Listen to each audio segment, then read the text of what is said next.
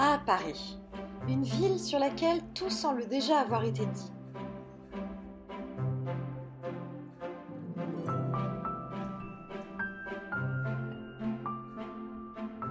Paris où les ascenseurs sont si petits qu'on déménage toujours par la fenêtre, mais qui est par ailleurs si grandiose.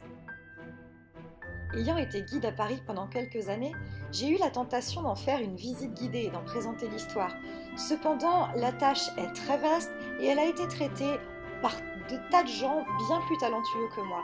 Du coup, à la place, je me suis dit que ce serait pas mal de donner mes bons plans, de présenter en quelque sorte mon Paris à moi. Et ce, en plusieurs points, où se balader, où boire un verre, où manger, où aller au musée. Et bon plan numéro 1, y aller au mois d'août parce qu'il n'y a personne.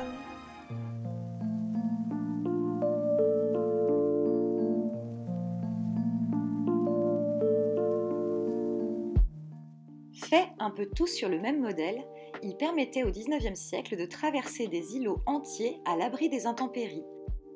Sous les belles verrières, les élégantes découvraient le shopping et le lèche-vitrine. Une boutique en rez-de-chaussée, avec un stockage au-dessus, terminée par un appartement. Voilà grosso modo la charte de tous les passages couverts. Si certains sont plus luxueux que d'autres, ils cachent néanmoins tous d'intéressants trésors. Le restaurant-train ou train-restaurant de la galerie des Panoramas, l'ancien appartement de Vidocq dans la galerie Vivienne, le musée Grévin dans la galerie du Grand Cerf et même la boutique Totoro dans la galerie du Choiseul. En gros, entre cabinet de curiosité et voyage dans le temps, je vous recommande chaudement cette petite promenade très agréable. Entre le pont Louis-Philippe et la rue François-Miron se trouvent deux bâtiments que j'apprécie particulièrement, des maisons à pans de bois du XIVe siècle, qui font face à la maison du Paris historique, chargée de l'entretien et de la préservation des monuments historiques. Et pour rester dans le thème, à 2 pas de là, au pied de l'église Saint-Gervais, on peut trouver la maison des Compagnons du Devoir et bien sûr la librairie qui va avec, dans laquelle on peut consulter tout un tas d'ouvrages passionnants sur le bâti, la pierre, la charpente, la sculpture, le bestiaire médiéval, etc. Et on termine l'exploration de ce petit quartier par la traversée du pont Louis-Philippe et l'île Saint-Louis.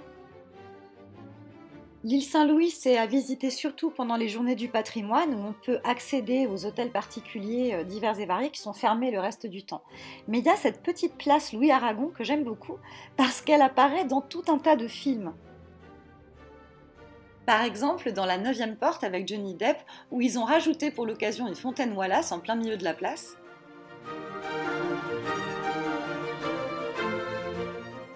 Ou dans Les Poupées russes, où le scooter de Xavier n'était plus vraiment le même.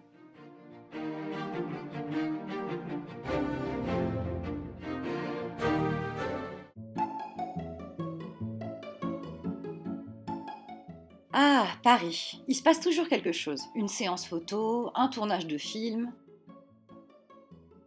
Place Colette, entre le Louvre et la Comédie Française, et bien sûr les colonnes de Buren. Tout aussi photogéniques.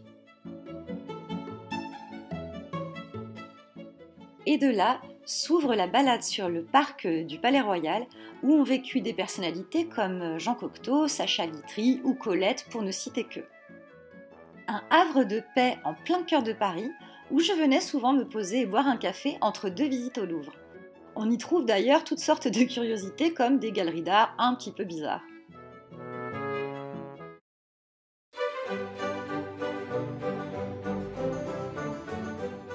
Place de la Bastille.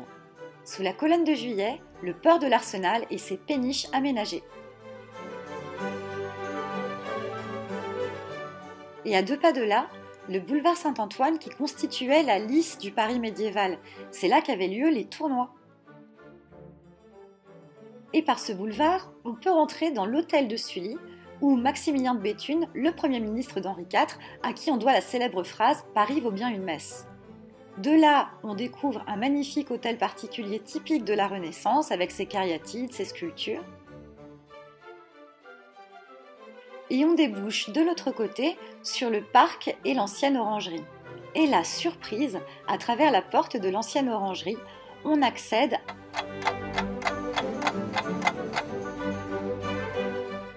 à la place des Vosges.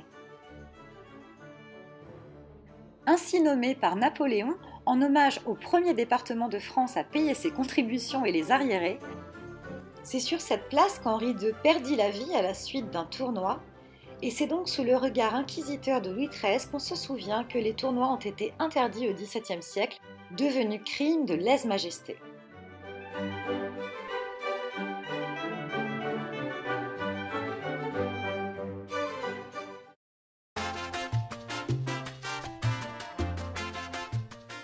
Vaste question.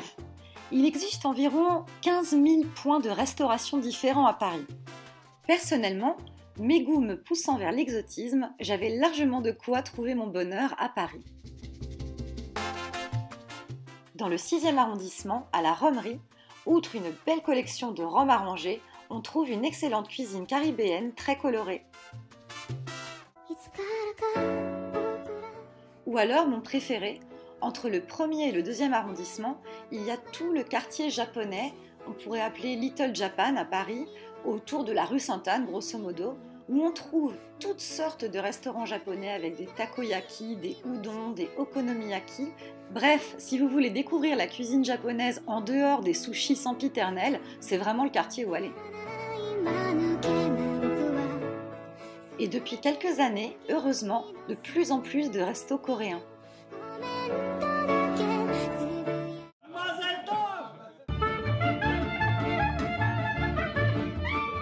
Changement d'ambiance, dans le 4e arrondissement, la célèbre rue des Rosiers, qui offre tout un panel de cuisine juive ashkénaze ou séfarade.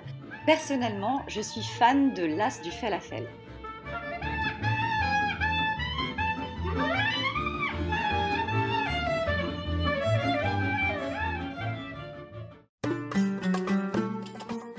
L'une des choses que je préfère à Paris, c'est son incroyable richesse et diversité culturelle. On peut voyager à travers les pays comme à travers les époques historiques. Par exemple, au sortir d'une balade au fascinant Muséum d'histoire naturelle et le Jardin des plantes, on peut aller boire un thé à la menthe à la mosquée. J'aime ces multiples petites cours avec les fontaines, les arbres, les moineaux. On peut voyager instantanément en Orient et refaire le monde autour d'un verre de thé.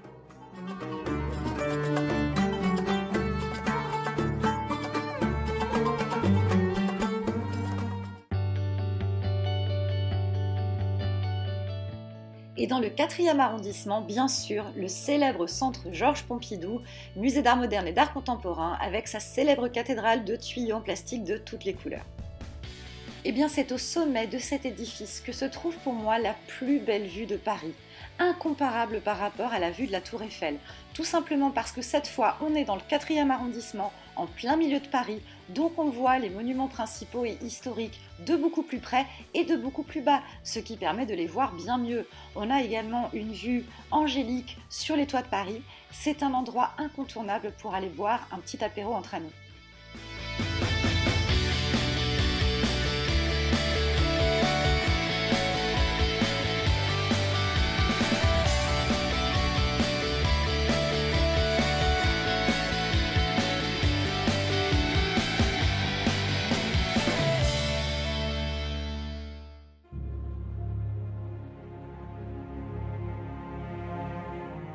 Eh ben non, pas le Louvre. Le Louvre, tout le monde l'a fait, encore et encore, il est formidable, on va pas revenir là-dessus. Par contre, il y a un musée que beaucoup moins de gens connaissent et qui pour moi est absolument fascinant, c'est le musée des Arts et Métiers. Situé dans l'ancien prieuré Saint-Martin-des-Champs, désacralisé après la Révolution, dont la chapelle fut transformée en véritable temple des sciences. Avec ses gaines de cuivre et son ambiance Nautilus, cet immense espace offre un voyage dans l'histoire des techniques. Communication, transport, énergie, mécanique, matériaux, instruments scientifiques. Depuis la Pascaline, toute première machine à calculer du XVIIe siècle, jusqu'à la joueuse de tympanon, véritable miracle de mécanique qui joue véritablement 8 airs avec ses petits marteaux et fut offerte à Marie-Antoinette à la fin du XVIIIe siècle, en passant par l'automatisation des métiers à tisser de Vaucanson qui ouvrirent la voie aux métiers jacquard avec les rouleaux perforés,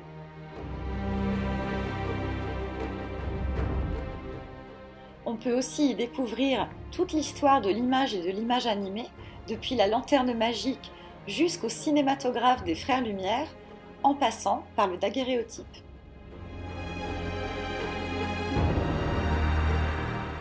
Et dans le grand escalier trône le magnifique Avion 3 de Clément Ader.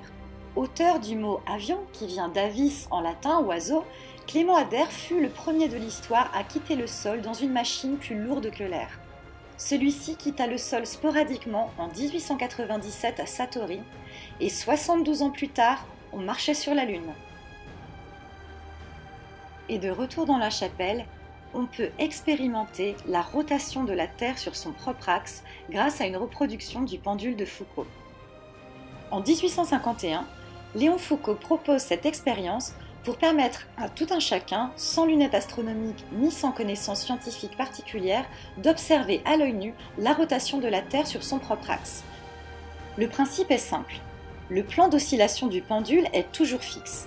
Pourtant, si on place des quilles tout autour de la table en cercle, on va observer que le pendule fait tomber les quilles dans le sens des aiguilles d'une montre. Et dans l'hémisphère sud, elles tomberaient dans l'autre sens. Or, si ce n'est pas le pendule qui tourne, c'est forcément nous, c'est donc la Terre.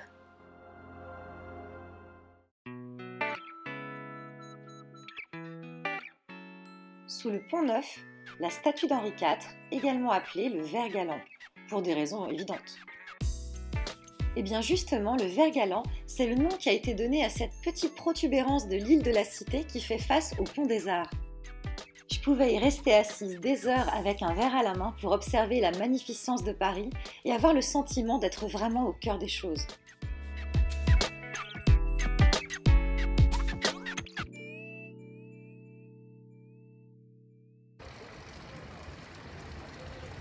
Et pas loin de là, juste en face de Notre-Dame, j'allais beaucoup traîner mes guêtres à la librairie Shakespeare et compagnie. C'est une librairie anglophone qui avait entre autres l'avantage de sortir le dernier Harry Potter 6 mois avant qu'il soit traduit en français. Je me souviens que j'allais l'acheter et à peine sorti, je me plongeais dans la lecture sur le premier banc venu. Mais au-delà d'Harry Potter, cette librairie est une véritable institution à Paris et elle a toute une histoire d'accueil depuis les années 60. De nombreux auteurs anglo-saxons ont été invités à y dormir, à y travailler un petit peu et surtout à y lire un livre par jour. Il y a plein de petits espaces sympas, fauteuils, canapés, pianos, pour passer la journée agréablement avec un bon livre et même un chat. C'est un endroit unique à ne surtout pas manquer.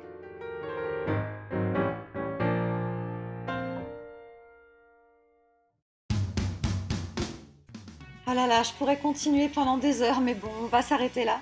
En tout cas, ça vous donne une petite idée de ce que Paris peut avoir à offrir. C'est à la fois beau, magnifique, ancien, ça fait voyager à travers le monde, à travers les époques. Il y a beaucoup de choses à apprendre. On peut comprendre quelque part pourquoi les Parisiens se prennent pour le nombril du monde, parce qu'ils ont une ville formidable. Maintenant, je vous laisse la découvrir à votre façon. Si vous avez des conseils à demander, n'hésitez pas en commentaire. Et gros bisous à tous, n'oubliez pas de vous abonner. Ciao!